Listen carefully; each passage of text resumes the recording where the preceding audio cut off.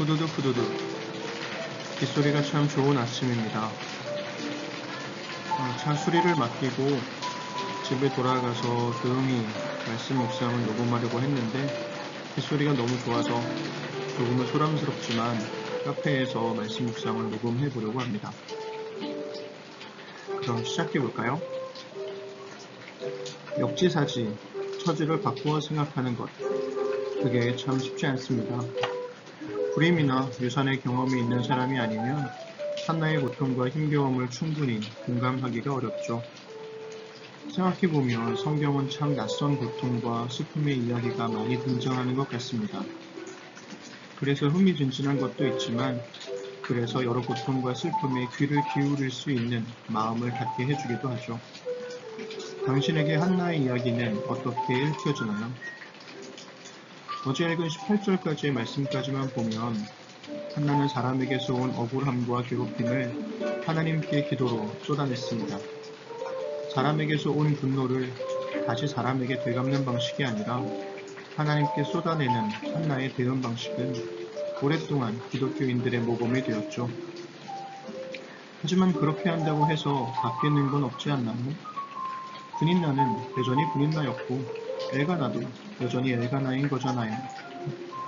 그리고 저는 이 부분이 사무엘서를 묵상하는데 놓지 말아야 할 부분이라고 생각합니다. 사무엘을 낳은 한나는 매년마다 갔던 예배에 가지 않습니다. 임신하고 낳을 때까지 약 1년, 낳고 나서 젖될 때까지 약 1년에서 2년 정도니까 적어도 3년 정도는 예배하러 가지 않은 거죠. 왜 그랬을까요? 분인나와 그의 자녀들의 괴롭힘과 위협으로부터 자신과 아이를 지키고 싶었던 건 아닐까요? 게다가 아이가 젖을 뗀 후 한나는 그토록 어렵게 낳은 아이를 엘리 제사장에게 맡깁니다. 하나님께서 아이를 주셨다고 해도 그에 대한 감사로 아이를 제사장의 손에 맡긴다는 게 신앙만으로의 결정은 아닐 겁니다. 그 또한 아이를 분인나와 그의 자녀들의 괴롭힘과 위협으로부터 지키려는 고육지책이 아니었을까요? 물론 성경은 침묵하기 때문에 이러한 이야기는 어디까지나 상상에 불과하지만 충분히 합리적으로 생각해 볼 수 있습니다. 성경은 모든 일상적인 결정의 이유에 대해서 대부분 신앙적인 이유만을 기록하고 있을 뿐이니까요. 만약 이런 묵상이 가능하다면 한나는 자신이 겪은 고통과 괴롭힘에 대해 기도만 한 게 아니라 나름의 적극적인 대응을 했던 거죠. 저는 하나님을 의지하는 믿음이 깊은 그리스도인일수록 이런 부분에 대해서 더 많은 고민과 묵상이 필요하다고 생각합니다. 오늘은 사무엘상 1장 19절부터 2장 11절을 세 번역으로 읽어드리겠습니다. 다음날 아침 그들은 일찍 일어나 주님께 경배를 드리고 나서 라마에 있는 집으로 돌아왔다. 엘가나가 아내 한나와 동침하니 주님께서 한나를 기억하여 주셨다. 한나가 임신을 하고 발이 차서 아들을 낳았다. 한나는 주님께 구하여 얻은 아들이라고 하여 그 아이의 이름을 사무엘이라고 지었다. 남편 엘가나가 자신의 온 가족을 데리고 주님께 매년 제사와 서원 제사를 드리러 올라갈 때가 되었을 때에 한나는 함께 올라가지 않고 자기 남편에게 이렇게 말하였다. 나는 아이가 젖을 뗄 때까지 기다렸다가 젖을 뗀 다음에 아이를 주님의 집으로 데리고 올라가서 주님을 뵙게 하고 아이가 평생 그곳에 머물러 있게 하려고 합니다. 나는 그 아이를 평생 낳으실 사람으로 바치겠습니다. 남편 엘가나가 그에게 대답하였다. 당신 생각에 그것이 좋으면 그렇게 하시오. 그 아이가 젖을 뗄 때까지 집에 있으시오. 주님께서 당신의 말대로 이루어 주시기를 바라오. 그래서 그의 아내는 아들이 젖을 뗄 때까지 집에 머무르면서 아이를 길렀다. 마침내 아이가 젖을 떼니 한나는 아이를 데리고 3년 된 수소 한 마리를 끌고 밀가루 한 에바와 포도주가 된 가죽 부대 하나를 가지고 실로로 올라갔다. 한나는 어린 사무엘을 데리고 실로에 있는 주님의 집으로 갔다. 그들이 수소를 잡고 나서 그 아이를 엘리에게 데리고 갔다. 한나가 엘리에게 말했다. 제사장님, 나를 기억하시겠습니까? 내가 주님께 기도를 드리려고 이곳에 와서 제사장님과 함께 서 있던 바로 그 여자입니다. 아이를 낳게 해달라고 기도하였는데 주님께서 내가 간구한 것을 이루어 주셨습니다. 그래서 나도 이 아이를 주님께 바칩니다. 이 아이의 한평생을 주님께 바칩니다. 그런 다음에 그들은 거기서 주님께 경배하였다. 한나가 기도로 아뢰었다. 주님께서 나의 마음에 기쁨을 가득 채워주셨습니다. 이제 나는 주님 앞에서 얼굴을 들 수 있습니다. 원수들 앞에서도 자랑스럽습니다. 주님께서 나를 구하셨으므로 내 기쁨이 큽니다.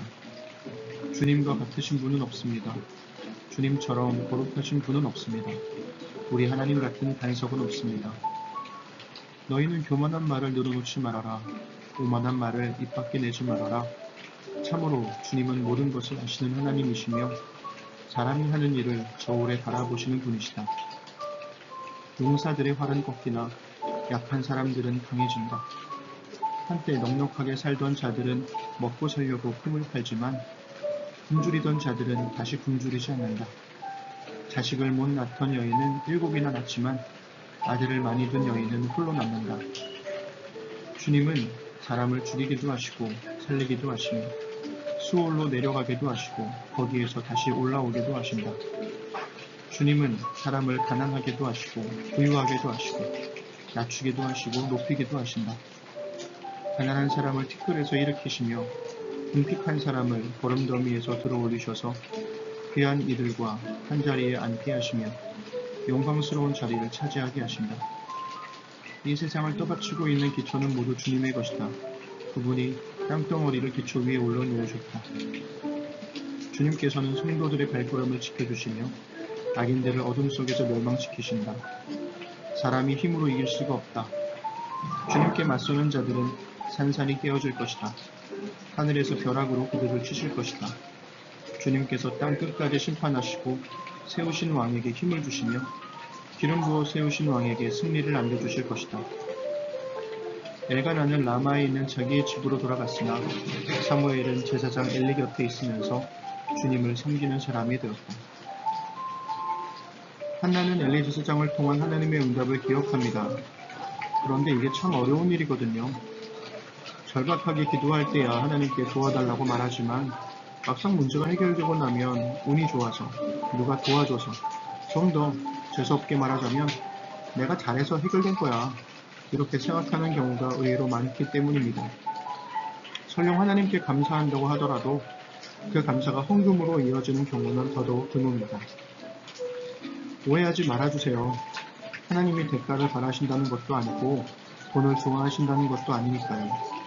그런데도 제가 감사의 표현으로 헌금을 말하는 이유는 당신이 가장 소중히 여기고 아까워하는 것이 바로 돈이기 때문입니다. 누군가로부터 도움을 받으면 감사의 표시로 작은 선물이나 카드를 쓸 때가 있습니다. 그의 도움이 명확하고 실제로 고맙기 때문이죠. 그럴 때 쓰는 돈과 준비하는 선물은 나도 기쁘게 해줍니다. 그런데 하나님의 경우엔 하나님의 도움이 명확하냐는 지점이 조금 애매합니다.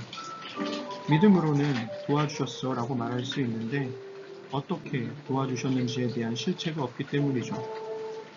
아팠던 아이가 회복되면 우리는 하나님이 고쳐주셨다는 생각보다는 병원 가고 약 먹고 괜찮아졌다고 생각하고 끝납니다.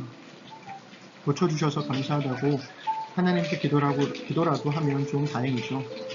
하지만 대부분의 경우에 하나님께 대한 감사의 표현으로 헌금까지 이어지지는 않습니다. 돈은 좀 아깝다고 생각하니까요. 아닌가요? 아니었으면 정말 좋겠습니다. 한나는 수소 3마리, 밀가루 1에바, 포도주 1가죽부대를 준비해서 하나님께 예물로 드립니다. 자신의 기도를 들으신 하나님의 응답을 기억하고 자신의 소중한 것을 내어 하나님께 감사를 표현합니다. 한나의 감사에는 실체가 있습니다.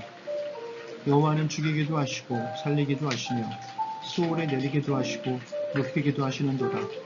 여호와는 가난하게도 하시고 부하게도 하시며 낮추기도 하시고 높이기도 하시는도다라는 한나의 기도는 그냥 나오는 기도가 아니라 정말 그렇게 믿기 때문에 실체가 있는 감사를 드릴 줄 아는 사람에게서 나오는 기도인 거죠. 자, 2장 1에서 10절에 있는 한나의 기도를 다시 한번 읽어보세요. 한나의 기도가 당신의 기도가 되었으면 좋겠습니다.